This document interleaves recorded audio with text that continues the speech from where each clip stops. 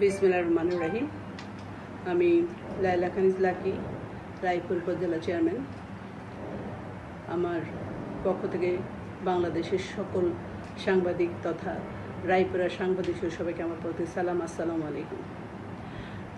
প্রিয় সাংবাদিক ভাইরা, গত বৃহস্পতিবার আমি অফিসে এসেছিলাম এবং আমি আমার অফিস যে কাজকর্ম ছিল সেইটা শেষ করে আমি যথারীতি কারোর সঙ্গে কোনো বাক্য বিনিময় না করে এখান থেকে আমি সোজা আমার নিজের গাড়িতে চড়ে আমি আমার অফিস ত্যাগ করি।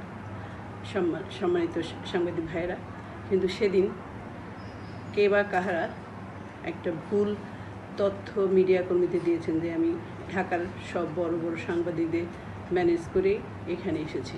এটা আসলে সম্পূর্ণ মিথ্যা কথা। আমি এরকম কথা বলি নাই। তাই যারা মিডিয়া কর্মী এবং সাংবাদিকদের এরকম ভুল তথ্য দিয়েছেন তাদের কাছ থেকে আপনারা সত্য তথ্যটা নিয়ে উপস্থাপন করবেন। আপনারা সমাজের দর্পণ, আমি আশা করব সত্যটা প্রকাশ করবেন। আমি সবাইকে আবারও বলছি, আমি এই কথাটা বলি নাই, এটা সম্পূর্ণ মিথ্যা কথা ছিল। অনেক অনেক ধন্যবাদ সবাইকে। আসসালামু আলাইকুম।